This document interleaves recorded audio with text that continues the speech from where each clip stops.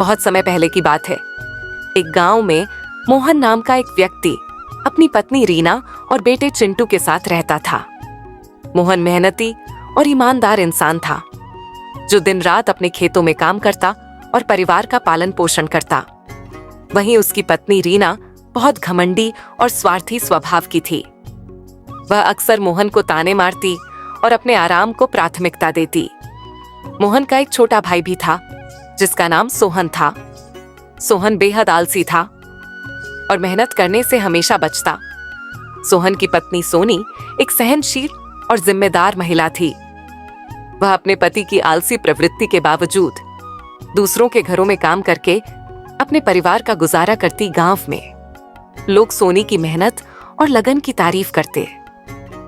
सोहन से नाराज होते हुए कहा, अजी आप दिन भर आराम करते रहते हैं, कभी सोचा है कि हम घर कैसे चला रहे हैं? वहीं आपके बड़े भाई मोहन भैया को देखिए, वह दिन रात मेहनत करते हैं और अपने खेतों से पूरे परिवार का पेट भरते हैं, लेकिन आप बस आराम ही करते रहते हैं। क्या कभी अपनी जिम्मेदारी का एहसास होगा आपको? सोहन ने सोनी की बात सुनकर अनमन अंग से कहा, अरे सोनी, तुम हर बार यही बातें करती हो। मैं सोच रहा हूँ कि जल्दी ही कुछ बड़ा काम शुरू करूंगा, अभी थोड़ा आराम कर लेने दो। सोनी ने नाराजगी से जवाब दिया, बड़ा काम वह तो तब होगा जब आप छोटे छोटे कामों की शुरुआत करेंगे। हर दिन बस बहाने बनाना आपकी आदत हो गई है। अगर ऐसा ही चलता रहा तो एक दिन हम पर कर्ज चढ़ जाएगा और लोग हम पर हंसेंगे। सोहन ने सोनी की बातों को अनसुना करते हुए फिर से तकिए पर सिर टिका लिया। लेकिन सोनी के मन में यह ठान चुकी थी कि अब सोहन को जिम्मेदार बनाना ही होगा। उसने मन ही मन एक योजना बनाई कि कैसे सोहन को मेहनत की अहमियत समझाई जाए। तुम ये क्या बकवास बातें लगा कर रखी हो? सोनी जाओ, पहले तुम मेरे लिए खाना लेकर आओ, मुझे बहुत जोरों की भूख लगी है। अजी घर में अनाज रहेगा तब ना खाना बनेगा। अगले हफ्ते ही सारा अनाज खत्म हो गया तो मैं मोहन भैया के घर से थोड़े से अनाज लेकर आई थी, उसी से हमारा गुजारा हो रहा था। अभी तक अब मैं कहां से खाना लेकर आऊं? सोनी की बातें सुनकर सोहन को गुस्सा तो बहुत आया, लेकिन भूख के आगे वह कुछ ना बोल सका। उसने सोनी से कहा, ठीक है, तुम फिर से मोहन भाई के घर जाकर कुछ अनाज मांग लाओ।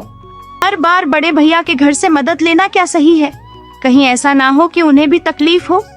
तुम्हारे बकवास सुनने का वक्त नहीं है, जितना कहा है बस उतना करो। सोनी थक हार कर मोहन भैया के घर जाने को तैयार हो गई। जब वह मोहन भैया के घर पहुंची तो रीना बोली, अब और क्या चाहिए सोनी? पहले ही तुम काफी सामान ले चुकी हो, हमारा घर कोई खजाना नहीं है। अब आप ही बताओ दीदी, मैं क्या करूं? घर में भूखा मरने की नौबत आ गई है। आप तो जानते ही हो कि सोहन कोई काम नहीं करता, मैं अकेले सब कुछ नहीं संभाल सकती। इतने में मोहन भी वहां आ जाता है। उसने सोनी को उदास देखा और अपनी पत्नी रीना से कहा, सोनी भी तो हमारे परिवार का हिस्सा है। अगर वह हमारे पास सहायता के लिए आई है तो हमें उसकी मदद करनी चाहिए। हमेशा यही होता है, मैं साफ कहती हूँ, अब और मदद नहीं करूँगी। अगर ये अपना घर नहीं संभाल सकते तो इसमें हमारी क्या गलती है? मोहन ने रीना की नाराजगी को नजरअंदाज करते हुए सोनी को अनाज थमा दिया। सोनी ने विनम्रता से धन्यवाद दिया और चुपचाप अपने घर की ओर लौट गई। घर पहुंचकर सोनी ने सोहन को सारी बात बताई, लेकिन सोहन ने इसे हल्के में लिया। उसने चुपचाप उस अनाज से भरपेट खाना खाया और फिर से आराम करने चला गया। सोनी अपने पति के इस व्यवहार से हर दिन ज्यादा निराश होती जा रही थी। उसके मन में तरह तरह के विचार आने लगे। अगले दिन गांव में एक घोषणा हुई, ध्यान दें, ध्यान दें, गांव के हर घर का निरीक्षण होगा, मेहनती लोगों को पुरस्कार मिलेगा और जो लोग कामचोर हैं उन्हें सजा दी जाएगी। इस घोषणा से पूरे गांव में खलबली मच गई। मोहन को यकीन था कि उसकी मेहनत की कदर होगी, जबकि सोहन घबराहट में डूब गया। सोनी अब क्या करें? अगर मुझे सजा मिली तो मैं इससे कैसे बच पाऊंगा? अब तुम्हें अपनी गलती समझ में आई। इनाम हमेशा मेहनत करने वालों को ही मिलता है, लेकिन तुम्हें तो बस आराम करना ही आता है। सोहन ने पहली बार अपनी लापरवाही पर अफसोस जताया। सोनी से यह वादा किया, मैं अब से बहुत मेहनत करूंगा, खेतों में भी काम करूंगा और अपने परिवार को एक बेहतर जीवन दूंगा। सोनी को अपने पति की बातों पर भरोसा नहीं हुआ, लेकिन उसने फिर भी कहा, अगर तुम अपनी बातों पर ऐसे ही कायम रहो तो शायद हमारा जीवन बदल सकता है। सोहन ने सोनी को बच्चन तो दे दिया, लेकिन वह सिर्फ दिखावे के लिए था। अगले दिन उसने खुद की तबीयत ठीक ना बताकर काम पर जाने से मना कर दिया। बहाने नहीं, सच कह रहा हूँ भाग्यवान। तुम ही जाकर कुछ काम कर लो, मैं तो सच में कमजोर महसूस कर रहा हूँ। सोनी समझ चुकी थी कि सोहन की यह आदत कभी नहीं बदलेगी। वह गुस्से में घर से निकलकर सीधे मोहन के घर चली गई। मोहन के घर पर जाकर भैया मैं थक चुकी हूँ, सोहन कभी नहीं सुधरेगा, मैं अकेले सब कुछ नहीं कर सकती। रीना ने यह सुनकर फिर से अपनी नाखुशी जाहिर की। मोहन, कब तक हम इन्हें संभालते रहेंगे? इनका तो यही काम है, हर बार हमारे पास मदद के लिए आ जाते हैं। मोहन चुप रहा, लेकिन उसने सोनी को कुछ और अनाज दे दिया। सोनी ने धन्यवाद कहा और वापस घर चली गई। जब सोनी घर पहुंची तो उसने देखा कि सोहन आराम से बैठा हुआ। अरे अरे कुछ नहीं, थोड़ा आराम कर रहा हूँ। तुम जैसे आदमी के साथ मेरा जीना मरने जैसा है। तुम्हें ना घर की चिंता है, ना बच्चों की और ना मेरी। तुम बस खुद की सोचते हो। तुम्हारी बातों का मुझ पर कोई असर नहीं पड़ता, जो तुम्हें सही लगे वह करो। सोनी निराश होकर रोने लगी। वह समझ गई कि सोहन कभी नहीं बदलेगा। अगले दिन गांव में फिर से घोषणा हुई कि सर्वे की तारीख पास रही है। सोहन ने सोनी से कहा, सुनो, अगर सर्वे वालों ने मुझसे कुछ पूछ लिया तो तुम कह देना कि मेरी तबीयत खराब है। मैं कुछ दिन के लिए उनकी नजरों से बचने के लिए घर से बाहर नहीं जाऊंगा। तुम्हें शर्म नहीं आती? हर बार बहाना बनाकर भागते हो, शर्म से पेट नहीं भरता। ज्यादा चप्पर चप्पर ना करो। अगर तुम चाहती हो कि हमारे हालात ना बिगड़े तो तुम वही करो जो मैं कह रहा हूँ। सोहन की इस बात ने साफ कर दिया कि वह अपने आलसी स्वभाव को कभी नहीं बदलेगा। दूसरी ओर सोनी को भी समझ नहीं आ रहा था कि वह अब क्या करे। सोनी हर दिन की तरह परेशान होकर काम में लगी हुई थी। सोहन आराम से आंगन में खटिया पर लेटा हुआ था। इसी बीच मोहन और रीना अचानक उनके घर आ पहुंचे। सोनी, क्या हाल है तुम्हारा? आज फिर कुछ परेशान लग रही हो। सोनी ने सिर झुका लिया। उसकी आंखों में आंसू थे, लेकिन उसने कुछ नहीं कहा। मोहन ने चारों ओर नजर डाली और देखा कि सोहन आराम फरमा रहा है। सोहन, क्या तुम अब भी अपनी आदतें नहीं बदलोगी? सोनी को रोज दूसरों के सामने मदद मांगने पर मजबूर कर दिया है और तुम यहाँ आराम फरमा रहे हो। सोहन ने बेपरवाही से जवाब दिया। भैया, आप क्यों हर बार मुझे ही दोष देते हैं? क्या आराम करना गुनाह है? गुनाह? तुम्हारे लिए तो मेहनत करना गुनाह है। एक तरफ तुम्हारा भाई है जो दिन रात खेतों में पसीना बहाता है, और दूसरी तरफ तुम हो जो खाने पीने के लिए दूसरों पर निर्भर रहते हो। कुछ तो शर्म करो। रीना भाभी, आप भी ना हमेशा मुझे ताने मारती रहती हो। बस अगर मोहन भाई मेहनती है तो वह उसका भाग्य है, लेकिन मुझे तो आराम करने में ही खुशी मिलती है। मोहन का धैर्य अब टूट चुका था। वह तभी गुस्से में बोल पड़ता है। खुशी, तुम्हारी इस खुशी ने सोनी की जिंदगी नर्क बना के रख दी है। उसे दूसरों के घरों में काम करके गुजारा करना पड़ता है। क्या तुम्हें अपने परिवार की कोई परवाह नहीं? देखिए भैया, मुझे ज्ञान देने का कोई फायदा नहीं है। मैं अपनी जिंदगी अपनी शर्तों पर जीता हूँ। मुझे किसी की सलाह की कोई जरूरत नहीं है कि मुझे क्या करना चाहिए और क्या नहीं। सोनी, तुम्हें सोहन के साथ रहकर क्या मिला? सिवाय दुख के अगर तुम चाहो तो हमारे घर आ जाओ। कम से कम तुम्हें और तुम्हारे बच्चों को भूखे तो नहीं रहना पड़ेगा। सोनी की आंखों से आंसू छलक पड़े। वह कुछ कहने ही वाली थी कि सोहन बीच में बोल पड़ता है। भाभी, आप मेरी पत्नी को भड़काने की कोशिश मत करो। वह जहाँ है, जैसी है, वहीं ठीक है।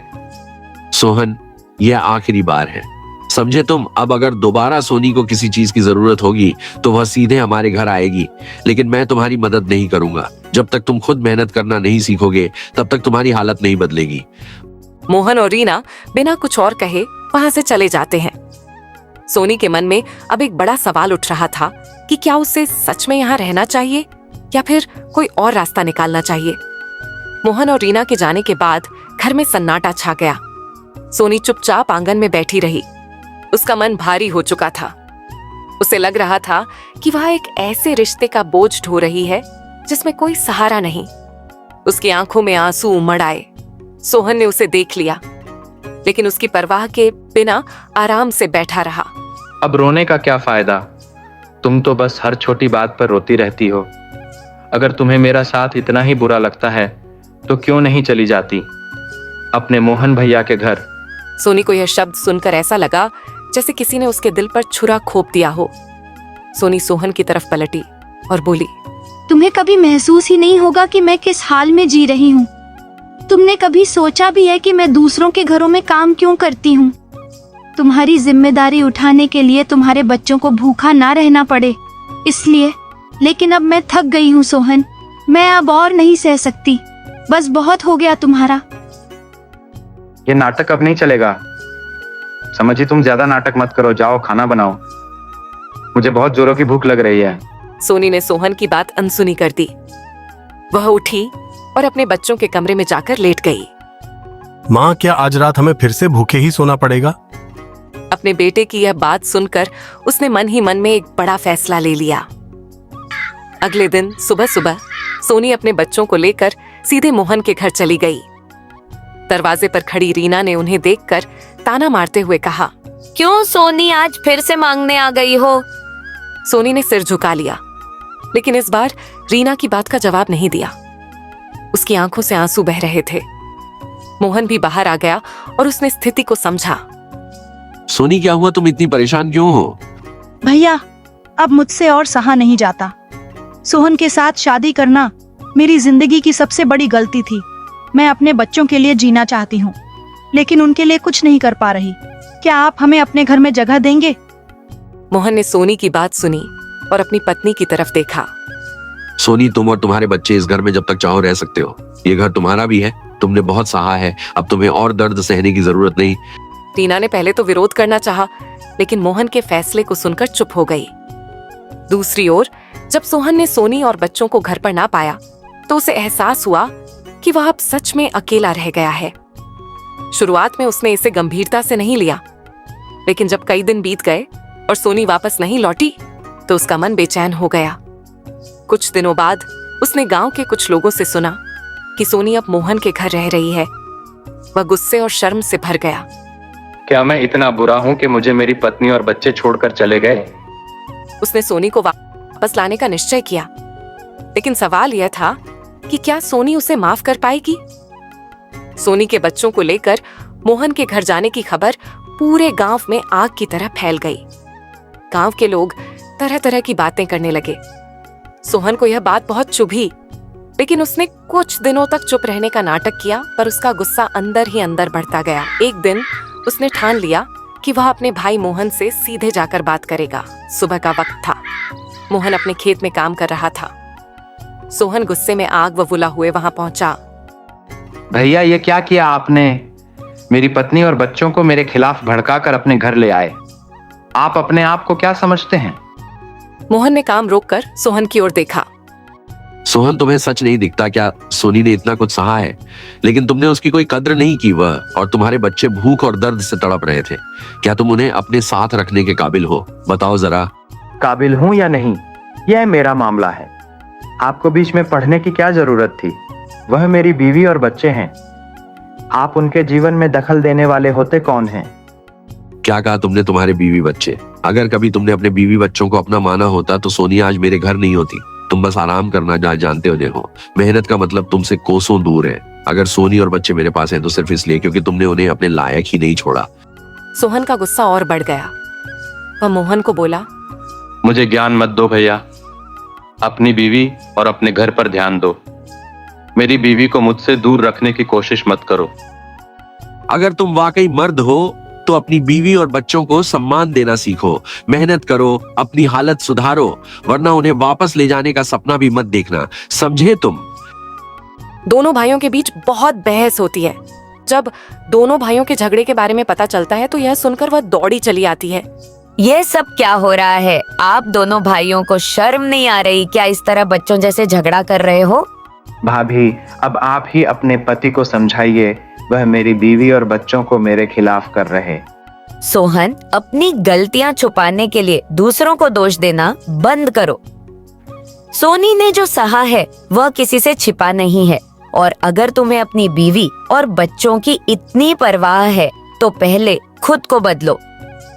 सोहन, मैं तुम्हें आखिरी समझा रही हूँ।